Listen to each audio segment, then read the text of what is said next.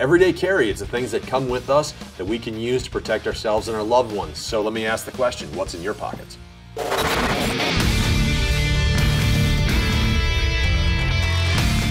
This is The Art of Defense.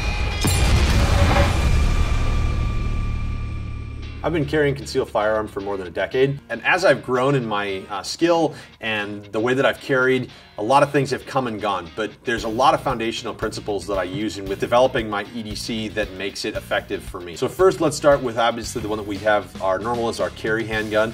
I typically like to carry at about a 430 position. The reason is I've also done some grappling stuff, and I find that if I find myself on my back, I'd much rather have the firearm between me and the ground than between me and the guy that I happen to be wrestling.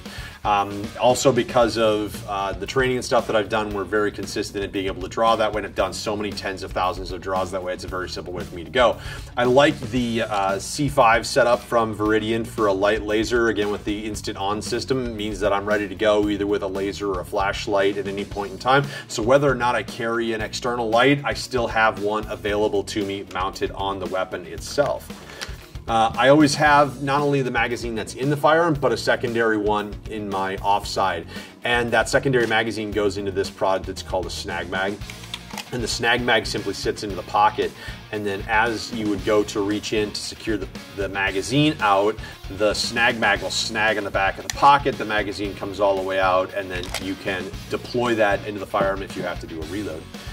The next thing is that my wallet always goes wherever my firearm goes. For most states that have any kind of a permit to carry, you need to have not only the permit to carry, but also your photo identification with you wherever you go. That means these two things are tied at the hip. So wherever the firearm is, the wallet and the ID and the permit to carry all come with me. So those are all there. The next is phone. Remember that anytime that you engage in any kind of a defensive encounter, the next thing that you're going to need to call is 911. That's your first step in your legal defense.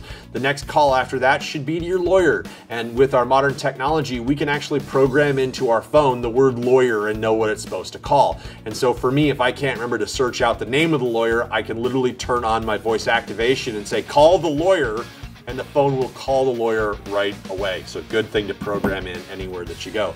Car keys, of course, wherever that we go, to be able to drive our vehicles or to get into our home. I keep a micro tool in case for some reason I have to cut through something or screw something down or whatever it is, there's a problem with the tool, I need to fix it. So having a micro tool is super useful. I tend to, whenever it's even slightly light outside, I always put on sunglasses. Otherwise, I feel like a vampire in a day pass and I'm squinting and I can't see anything. And so these just make my world comfortable all the time. Chapstick, because you can't fight bad guys with chapped lips. I have an assortment of hand weapons. And the reason I have an assortment of hand weapons is I've been doing knives and martial art training for a really long time. And the thing that you want to be able to do is how quickly can you deploy that edged weapon into the fight. It's a big deal. And so for me, I actually will carry some sort of an edged weapon to every quadrant of the body. So 2 to the front, 2 to the rear. So whichever hand happens to be free, any hand can deploy an edged weapon.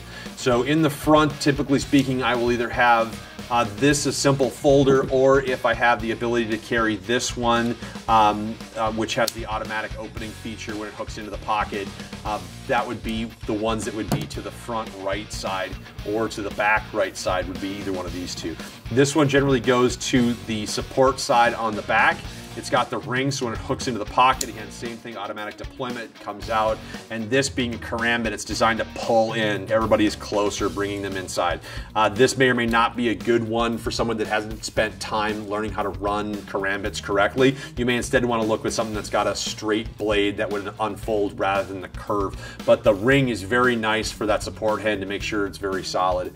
The offhand to the front is probably the most important place to have your edged weapon. And the reason being is if for some reason you're having to defend the firearm in the holster, you need to be able to get something out to start to effectuate the bad guy. So 2 options that are straightforward that I rotate with. One is a simple tactical pen. Again, it's very straightforward. It comes out. You can hit him as hard as you want. Whether soft area or hard areas, causes a lot of pain compliance. We get him to move. Another one is some kind of very small knife. This one just happens to be the TDI from K-Bar. And again, it's a very good for being the offside to the front to be able to go in, snatch it out, and I can start to run it. And being that it's curved like that over the hand, it's very akin to a punch or a jab to be able to utilize the knife effectively. And then of course, because in self-defense, there's every possibility that you or someone else has been injured, having something as simple as a tourniquet in your pocket can really save your life or another. This is a SWAT T tourniquet. It's just a big, gigantic rubber band. They're very simple to operate, and they fold down flatter than even my wallet. And so it's easy to have that inside of my other back pocket. So if for some reason I'm injured, somebody else is injured, this can come out. It's also very useful in mass casualty events. Being that it's just a gigantic rubber band, I can cut this into 3, and now I have 3 tourniquets instead of 1. And so simple way to be able to effectively provide immediate bleeding control if for some reason you find yourself in a situation. So this is what I have in my pockets when I go out and I'm carrying during the day. What's in your pockets? You can let us know in the comments section. And for Viridian Weapon Tech and Defensive Mindset Training, I'm Beau Doboszenski. Thanks for watching. This has been The Art of Defense, brought to you by Viridian Weapon Technologies.